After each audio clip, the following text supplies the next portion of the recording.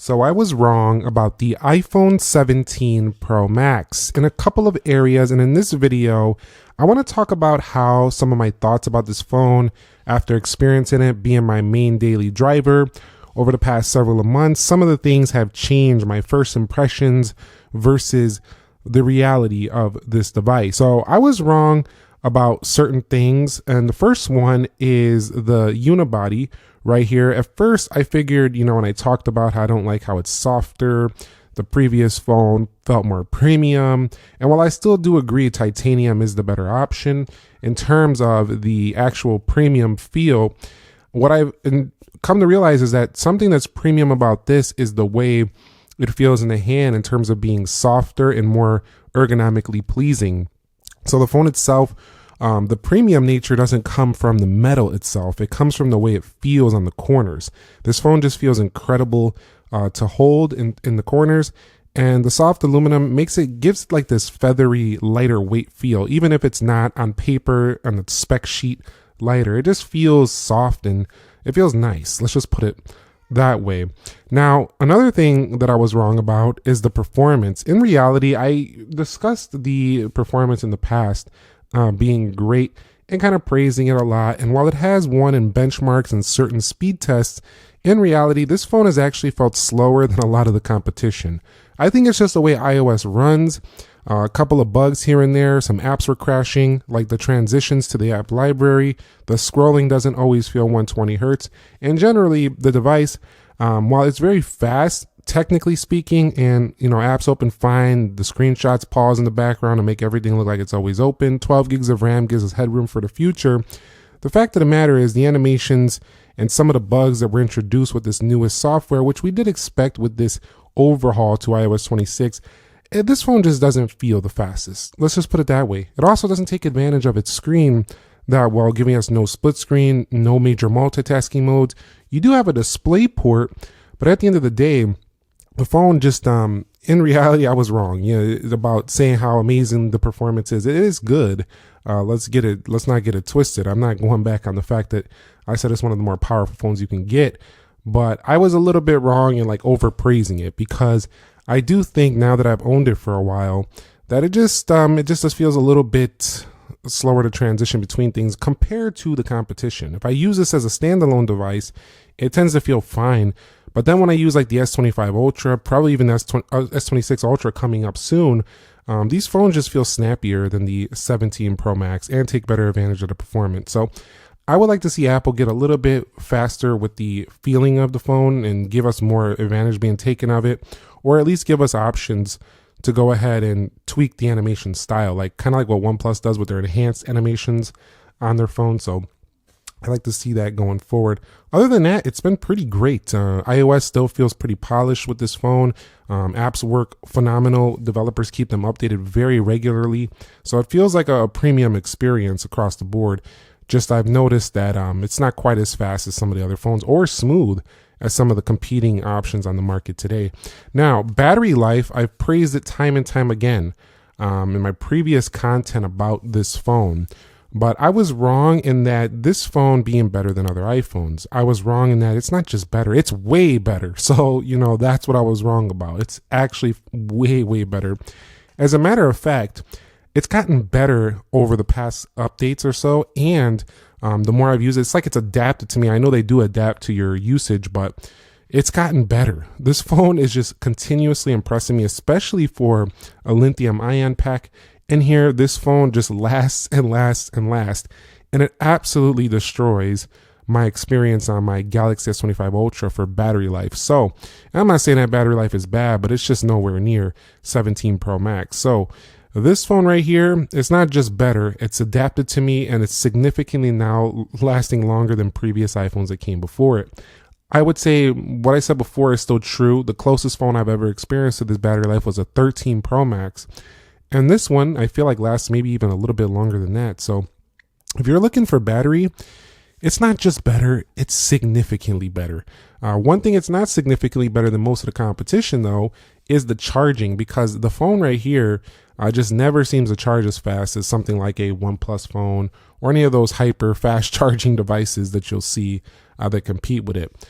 Now, I was wrong about one thing when it comes to the camera. Most things I'm going to stay pretty firm on, but one area I was a little bit wrong is the battery, or not the battery, the zoom, the zoom.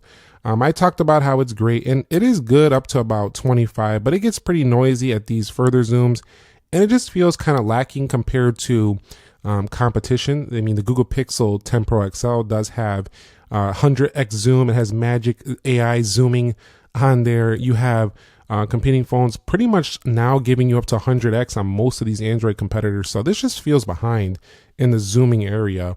While enough for iPhone users, I would say at the moment, I like to see Apple just throw a 100x zoom on here. It just gives us that extra reach that people who like to use telephoto or like to zoom would probably appreciate. So I was probably a little bit wrong about praising it for its zoom. Comparatively to older iPhones, it is a massive jump, but it's not the jump that, you know, you would get on, say, a Galaxy phone or something like that. Even the Plus models go like 50 times. So this is not even the Plus.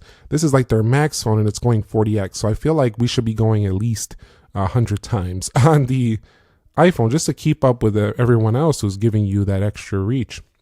Now, the software stability, I was wrong about this area because, and I stand by my initial coverage though of liquid glass feeling polished, and I do like the different effects that do come on board with this, but I have to say, and this statement I'm going to make is kind of previous to the current update, but it's been a little bit buggy. Let's just put it that way.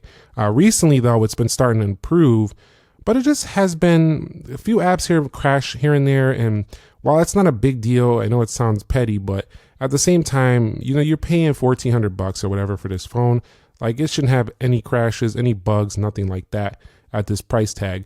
But really, the truth of the matter is the phone is now getting better. So that could probably change, in my opinion, as we get closer to my 6-month and 1-year review updates of this phone. But generally, it just hasn't been as reliable in everyday performance as some of the previous versions of the software. So software stability, I want to see that improve. And of course, in video, it's never going to crash, making me look like, what is this guy talking about? Because that's not how things work in phones. What happens is it'll just happen randomly when you're trying to get something done fast. You know, you're going through some applications and it just bugs out, or it has a glitch when you first start it up or something like that.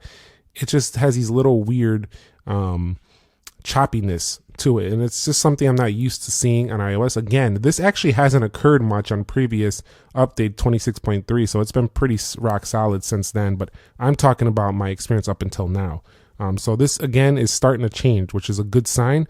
But I was wrong in the fact that, you know, I was talking about how it's iOS and it's so stable. And honestly, it hasn't been incredibly stable comparatively to what I've seen on One UI. So I do want to see Apple make a strong focus on software stability across the platform on iOS 27. I don't even care if they don't change the software look too much. I just want it to be faster, snappier, and more stable. Like, that's what I'm looking for. And when I say faster, I'm not saying these phones aren't already fast. I'm talking about the animations. They sometimes just don't look smooth 120 hertz like I like. Now, size and weight, I was wrong about this as well. I was saying that this phone is bulky, big, and heavy. And the truth is once you adjust to it, this is not that bad. It's actually not that heavy at all, really. It is heavy compared to a smaller phone. And if you have smaller phones, it's going to feel ginormous. But the truth is that the phone is definitely manageable if you want the bigger screen and battery life. It just is. Once you get used to it, you kind of don't want to go down to a different size unless it's becoming more cumbersome for your daily usage. Then I would recommend the base 17 Pro, which is actually probably the sweet spot in the lineup. But it's a pretty nice feel in the hand. I just don't think it's that big of a deal. Not too heavy. I was wrong about something else too, the value versus the cheaper models. Now, I wasn't wrong about this being the best iPhone 17, technically speaking, but in reality, it isn't the best for most people or even heavy users. It's the best for content creators using the camera control, pro features. It's the best for large hand users who want a pro experience. It's the best for actual professionals and business users using an iPhone because you get the most battery, you get the best performance here of the iPhone line. And everyone that wants a bigger screen, it's probably the best option for you as well. But I do think that most of you can just save your money and go get something cheaper, and you're going to be much happier with the savings on like something like a 17. So iPhone 17 Pro Max, it doesn't have the best value to me of the lineup. It definitely has the most features, and most of my viewers probably watching this are more interested in the flagships than those cheaper phones because we're into tech and all that jazz. But I think for most everyday users, this phone is definitely a bit overkill for a lot of them. Now, let me just talk about a few positive and negatives that surprised me the most owning this particular phone, the 17 Pro Max. And the first one that was negative, and it truly does feel scary actually, is the slipperiness. Now, I do love the soft aluminum. It definitely feels nice in the hand. It's just not that grippy though. Let's be real. This phone feels slippery. I've dropped this phone way more than I've dropped my 16 Pro Max, even 15 Pro Max, mostly down to the slipperiness. Now, I've dropped it in a case as well. That's why it's still in pretty good condition, but I've also nicked it as well, the actual body of this phone. I know it's minor, but it's down there. You can see it. That really irks on my nerves right there. Those little chips and stuff, they just, no, we don't want to see that. Definitely, some people say it gives it character, but for me, I don't want to see that. I want it to look fresh on the videos like you're watching right here. So that's definitely felt truly a little bit scary. Also, I feel like this phone just doesn't feel like the tank-like feel of the 14 Pro Max, 13 Pro Max, and then the 15 Pro Max, 16 Pro Max had that titanium feel, which was more flat and grippier on the edges. So this phone to me just feels a little bit more delicate for some reason. Even if it's not super delicate or anything like that, it's still a durable phone. It just feels a little scarier to use without a case. So this one I felt like in the first time since like the iPhone 13 Pro Max or even the 12 Pro Max, I feel like you gotta use a case if you want to keep this thing in good condition. That's just something I haven't been extremely pleased with. But the positive is I've been like overly shocked with the battery life. We talked about it earlier, but it's just been really what surprised me the most.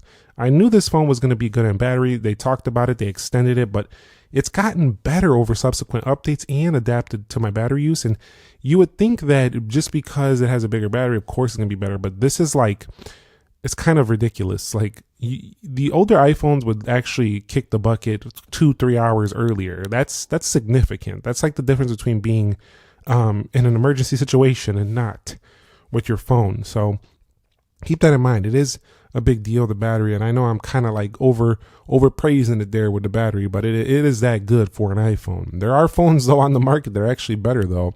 Usually those silicon carbon like batteries on the OnePlus 15, for example, but this is for an iPhone. This thing is very reliable. I actually had some comments of people saying I can't even get through the day with this phone. Well, I don't know how much or what you're doing on your phone, but that is just, I just find that a little bit hard to believe. But in conclusion, I was wrong about a lot of things with this phone, probably being a little bit overly positive in the beginning, and you've seen some of the things that I've discovered aren't the best here in this video, but this phone still has areas for improvement. I think they come down to 3 specific areas. One is durability. I feel like they can improve the durability. Number 2 is the zooming camera. They can give you more zoom and software bugs and stability. Those are going to be what makes the 18 Pro Max a much better phone. Basically like a 6S versus a 6. You know how they used to do those refinements? I feel like that's what we need to see on the next version. More zoom. And actually, I wouldn't even care if it's slightly thicker, slightly larger.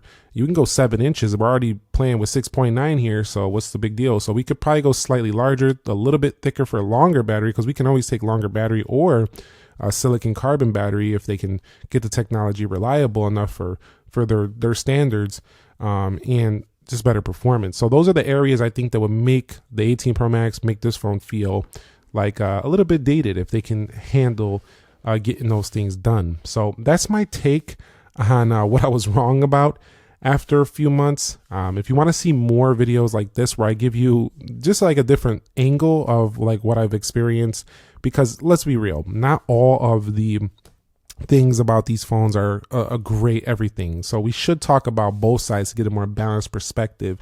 And it also can help maybe if Apple sees these videos to improve the product a little bit further. So thumbs up if you enjoyed it. Subscribe if you haven't already. And I will catch you all in the very next episode. Nick here. Be sure to be well and peace.